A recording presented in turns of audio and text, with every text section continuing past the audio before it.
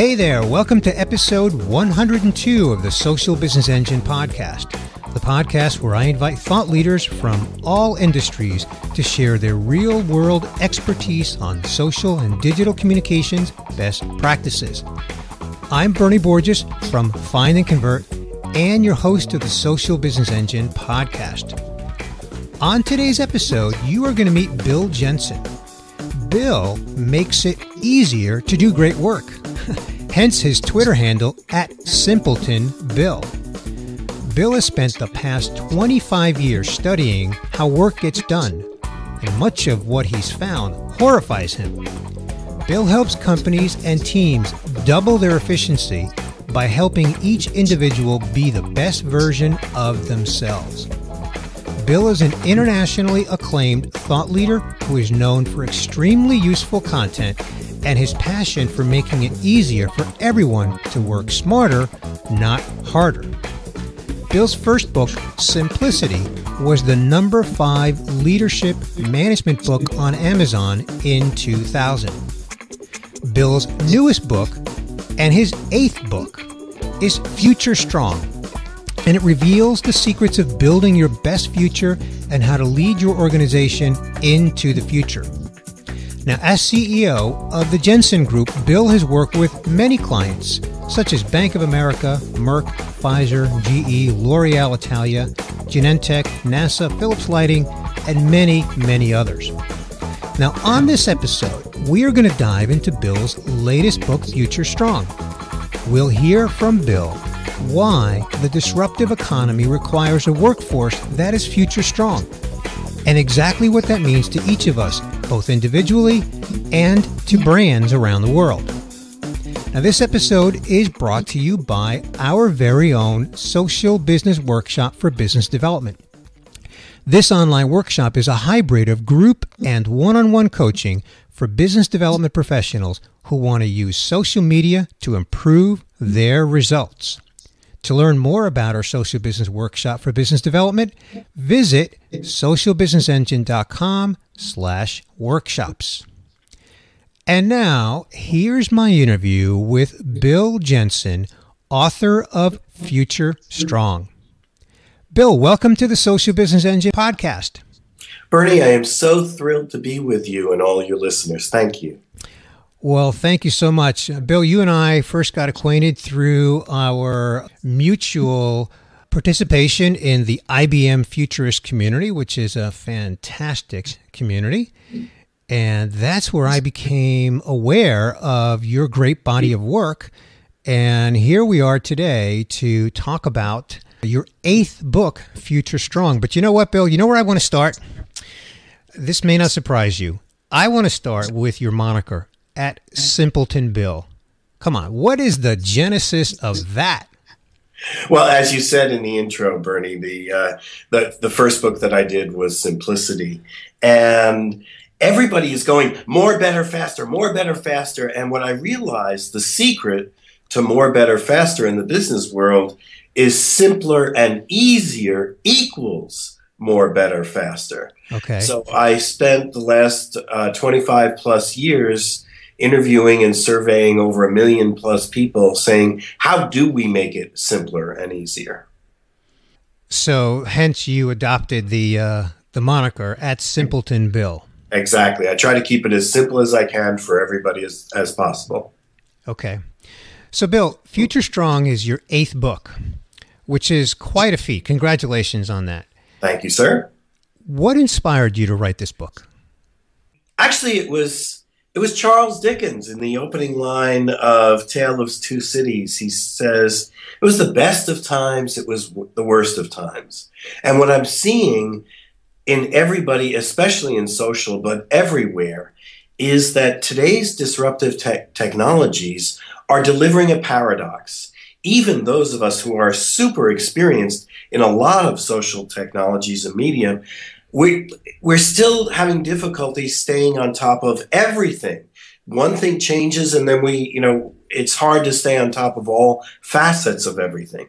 And as I look at the workforce overall, A players can no longer be A players across the board. We need to rely on teammates more. We need to rely on processes and procedures more. It really is more and more difficult to truly be an A player at all the levels. So what I focused on is, what are the choices that everyone needs to make in order to be future strong, in order to ensure that no matter what you're doing today will get you a great tomorrow. And that was the focal point of the book, the choices that every individual needs to make in order to be prepared for a great and strong future.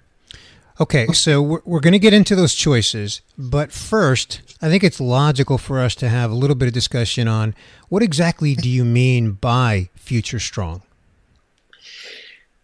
Multiple things. That the changes that are coming at us are so crazed and so disruptive. Many of us are creating the disruptive technologies, but we also need to be disruptive heroes ourselves within our organizations, within our teams. We need to be, it's going back to Christensen's book on the innovator's dilemma. Mm-hmm. We are now, all of us, facing innovator's dilemmas where we need to be this disruptive hero and put our hand up and say, no, we need to change this, because too many of us are holding things back, trying to keep things as they are. So one is to be that disruptive hero that is willing to try new things constantly.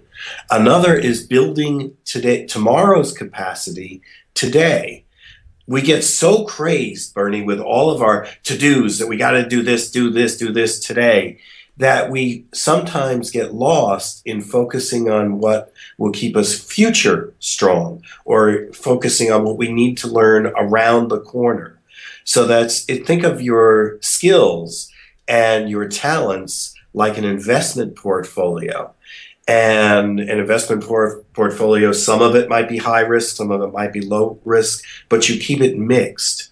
Your job is to keep your job and your skills, some of it invested in what do I need to know that will keep me ready for tomorrow.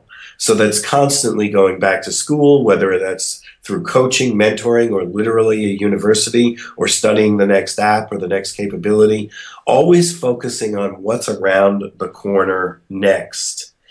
And a lot of that involves letting go of what no longer serves you. Many of us are able to do that within the organization when the organization makes a strategic plan to let go of something. But personally, we hold on to a lot.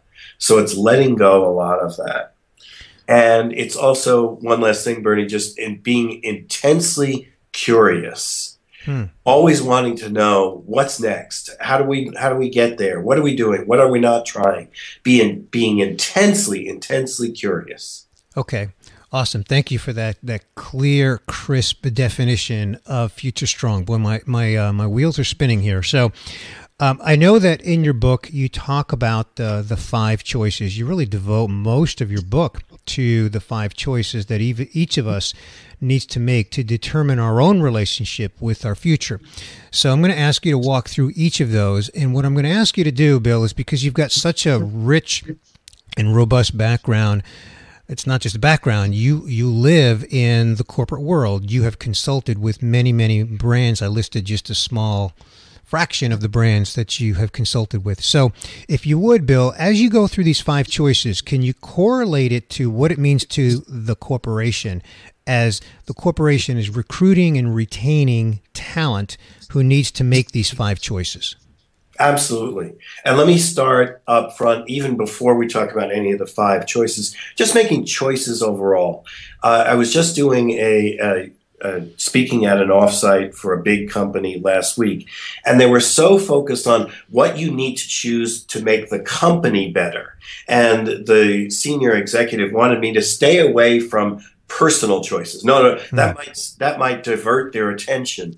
And what I need to emphasize here is, now that we have delayered the organization, now that we have social media, now that we have technology connecting all of us, personal choices are corporate choices, and corporate choices are personal choices. And I'm not the first to say this. Many years ago, probably the best people that said it was a foursome that wrote Clue Train Manifesto. Right. They right. really talked about the fact that who we are as individuals is now interwoven into how we make choices as a company.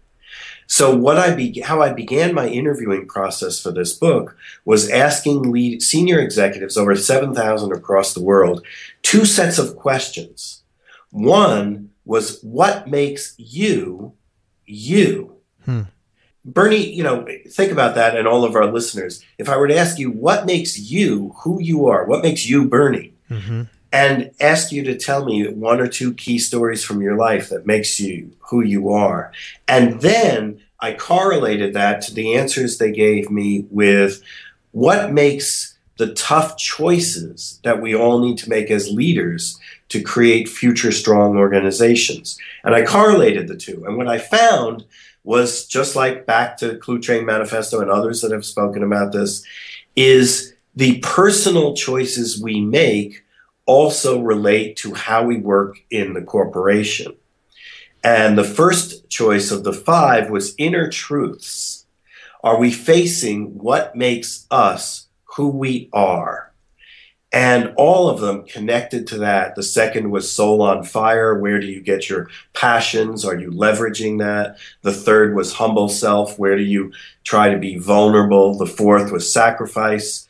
What are the best hardships for your future? Some hardships will take you away from that. Some hardships will move you towards your best future. And the fifth is reliance. Who will you choose to have your back? Those five seem to come out of the interviews as super complete as to the choices you need to make to both be strong in the future individually and then take that into the company. So there's lots more, but let me stop there and take a breath. And what follow-up questions do you have? Sure. Okay, so tell me a little bit about, you said you interviewed 7,000 executives, Bill, is that right? Yes. Okay. And was this like a survey, or were these conversations? I mean, that's a lot of conversations. So give me a little insight into those interviews. I'm just trying to wrap my head around, for our listeners, how you got to those five choices. Well, what's interesting, we used the social process. Okay. First, I crowdsourced this. I asked a research team of about 25 people, would you be interested in this project, that weren't on my payroll, that weren't working for me. And we crowdsourced it. I gave them the questions to ask and the criteria for the leaders, and they went out and they helped. So we did both quantitative, meaning check the box surveys, and qualitative video interviews. We're doing this over Skype. Over audio, we did our interviews video Skype. And we asked them these questions, and then I had a team of volunteers who made mind maps, and we were able to see the connections in thought bubbles in all the mind maps of the different variations. So what we found is, first, there is a direct correlation between the personal choices we make and what makes us who we are, or what makes you, you, and how well you survive in making tough choices. There is an absolute direct correlation to you calling upon what Warren Bennis, a leadership writer and coach, used to write about as crucible moments. Mm-hmm. Every great leader has a crucible moment that they call upon to figure out where to channel their energies. As we're talking here, Bill, and you're sharing, these five choices, I'm going to share a crucible moment with me that I think I've referenced it many times, and it was indeed a crucible moment that has had an impact on my career greatly. In my early 20s, I decided that I would, about halfway through my college career, that I would go to work full time so that I could move out of my parents' house into my own apartment, be, self-reliant, and then finish my degree at night. And my parents specifically doubted me. They said, you're going to get discouraged. You're not going to finish school. And that was a kind of a challenge to me. Not that they said it to me with that intention, but it was. And then I took the next 5 years, 12 months a year, no breaks. So, fall, spring, summer session 1, summer session 2, fall, spring, all over again. And I finished my degree at night. And it wasn't easy. And that was a crucible, not moment per se, but, season in my life that gave me both motivation, inspiration, as well as an understanding of what I'm capable of. And so I can understand firsthand from that crucible experience, if you will, or crucible season in my life, how the choice that I made back then has really had an impact on everything I've done in my career. Absolutely. That is a perfect example, Bernie. Thank you for mentioning that. And what I did was I gathered all of these stories, of hundreds of them that are in the book, and are also available through YouTube videos that are attached to the book. But to give you a couple examples, yours was one. Mine was the death of my mom 21, 22 years ago. And they lost her in the hospital for a few minutes. Mm-hmm. And, I'm never going to get those minutes back. So I talked to other people in my consulting practice about how precious time is. Time and attention are your most valuable assets. Mm-hmm. So that's what I draw upon. Another, Aaron Dignan, who is now head of the Ready in New York, he works on organizational development and he consults with digital strategies for GE and American Express and PepsiCo. He talks about in first grade, he loved Batman. And his mom made him a Batman costume and he wore it to school every day for 6 months. And the crucible moment was when he was called to the principal's office and his mom was told, you got to make him to stop wearing this costume. And his mom said, no. And, first he's going to grow out of it. But second, this is how he wants to express himself. And he learned at that moment that creativity, you need to fight for creativity. And, another one of the people I interviewed, her name is Bené Dara Abrams, a pioneer in e-learning. I was doing a Future of Work salon in San Francisco with Bay Area leaders. And she said, I don't normally tell this story, but I used to love playing at Uncle Al's house down the street. And Uncle Al, she says that she wasn't related to him, but she was taught as a child to always respect elders by calling them aunt or uncle. Uncle Al taught her how to get in the creative zone, how to think differently, how to imagine. And then a few years later, Uncle Al dies and she goes to his funeral and she says to her father, why didn't you tell me Uncle Al was Albert Einstein? So the point of these stories is that each of us calls upon moments in our lives that we learn something that we apply to the choices. We all need to have courage to get past the unknown. And these are the stories we call upon to rely to get past the fears. I'm thinking about my crucible, not moment, but experience that I had, and how no employer of mine or client of mine in more recent years has ever called on that for me. So what I'd like to kind of segue our conversation for the listener who is, in a corporate setting and they're wrapping their head around these 5 choices: inner truth, soul on fire, humble self, sacrifice, and reliance. And they're connecting the dots, but I think some dots that we might want to connect here is, how do we get that across, aside from getting a copy of your book to every employee in every corporation in the world, which would be great for you and great for those employees as well? How does the corporate environment harness this insight of these 5 choices? Well, first, in some ways, I'm not saying anything new. A tried and truism is be true to yourself. But when we get caught up in being a good teammate, sometimes we compromise who we are and what we want to go for to try to be a good teammate. And what I discovered is the people who are truly true to themselves and can bring that to every single project inside the corporation are the ones that have done this thoughtfulness. I've discovered the 80-20 rule of inner knowingness, that 80% of us think we know who we are, but have only done 20% of the work. So what I have found is that if you are coming from a place of you know what you stand for, and you are able to bring that into the team meeting, then you can go toe to toe when it's time to fight for creative. I mentioned Aaron's story earlier where his mom fought for creativity. When it's time to fight for a creative idea and creative tension is good, not bad, that's what you're drawing upon. So when there's so much change coming at all of us, knowing who you are and bringing that into the corporate meeting is crucial. Right, right. So that's at the individual level. But how does the corporate entity harness that from the individuals that they employ?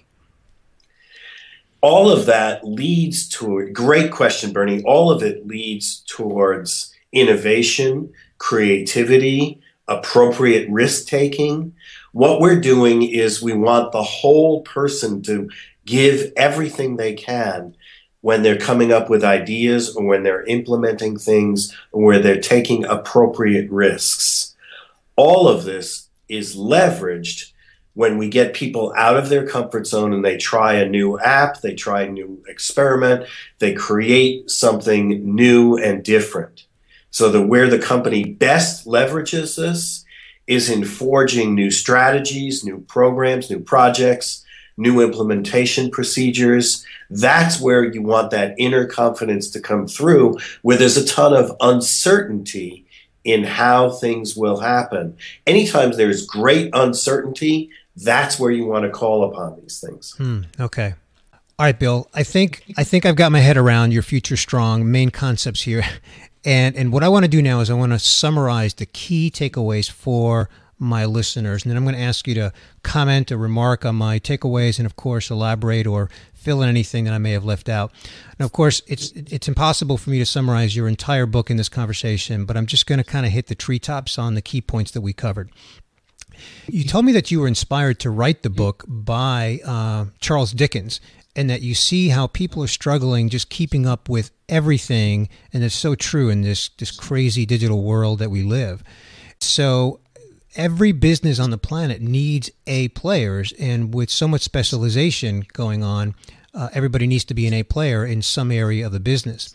And so what it really comes down to is making choices at the individual level to be future strong, and that involves building tomorrow's capacity today. I love how you frame that up. And you mentioned things like, we get lost in what we need to learn that's right around the corner. We need to really look at our skills as like an investment portfolio. And, some are short term, some are long term. We need to be ready for tomorrow. We need to let go of what no longer serves us. And we need to be intensely curious. So what it comes down to is personal choices. And I love your expression, personal choices are corporate choices and corporate choices are personal choices. And you kind of boil it down to this one question: what makes you, you? And for my listeners, you need to go check out Bill Jensen's TEDx talk. Just Google that, and I'll put a link to it in the show notes. Forget about Googling it. It'll be in the show notes. And he's got a phenomenal TEDx talk that is giving an illustration of that question: what makes you, you? And Bill, you interviewed 7,000 executives, both quantitatively and qualitatively, to really arrive at the 5 choices that each of us needs to make in order to be future strong. And those 5 choices are: know our inner truth, soul on fire, humble self, sacrifice, and reliance. And you really, to me, what really connects all the dots is the direct correlation that we have with what you call a crucible moment in your life and how that impacts who you are and your performance at work.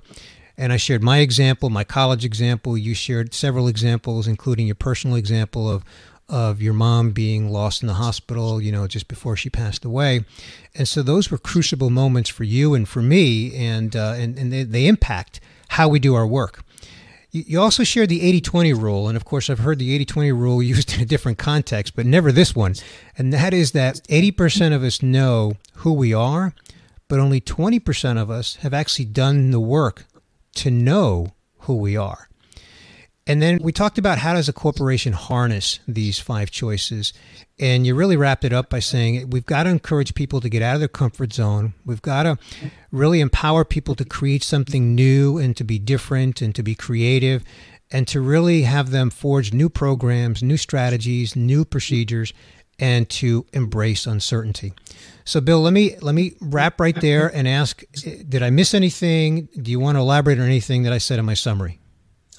Bernie, you are simpleton, Bernie. You nailed it perfectly. I couldn't have said it better myself. Nothing that you missed. The only thing that I would add in conclusion is I would ask every listener to think about, what do you want your legacy to be? Okay. Not just when you die, 10, 20, 30, 40, 50 years from now, but we are going through such crazy transition right now. The next 5 years, you have a chance to create a legacy of how you participate in how these disruptive technologies will be used to enable and to better everyone. What do you want your legacy to be as it relates to that? Thought-provoking. Thank you, Bill. Thank you for adding that. Bill, before we wrap up here, where would you like to send people online to learn more about you and your book, Future Strong? Bernie, obviously, Simpleton Bill is my Twitter handle, so please check me out on Twitter there. My website is the simplerwork.com. And the book, Future Strong, just check it out on Amazon. Outstanding.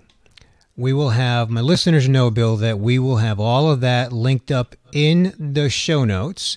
So, Bill, I want to thank you so much for joining me here today on the Social Business Engine podcast and sharing your experience and your insights and all of this outstanding Future Strong insights that I think every one of our listeners is going to embrace and harness in one way or another. Thank you again, Bernie. I've been thrilled to be with you. My pleasure. Well, I hope that you enjoyed my conversation with Bill Jensen, author and speaker, futurist, and simpleton. This episode is brought to you by our very own Social Business Workshop for Business Development. This online workshop is a hybrid of group and one-on-one coaching for business development professionals who want to use social media to improve their results. To learn more about our Social Business Workshop for Business Development, visit socialbusinessengine.com/workshops. Hey, are you subscribed by email to get our weekly podcast updates, which we send every Friday? If you're not, just visit our subscribe page at socialbusinessengine.com. Whether you're a regular listener to the Social Business Engine podcast, or if this is your first time, thank you. I hope you got actionable insights on this episode in my conversation with Bill Jensen. And I hope that you'll push the subscribe button on your podcast player so that you get each of our weekly episodes downloaded to your podcast player. And I'd really appreciate if you would write a review on iTunes and share your sentiments so that others might discover this podcast. We have a direct link in iTunes. Just go to socialbusinessengine.com/iTunes. Lastly, I invite you to engage with me on Twitter. My Twitter handle is my name, @Bernie Borges. This podcast is on Twitter and also on Instagram with the same handle, @SBEngine.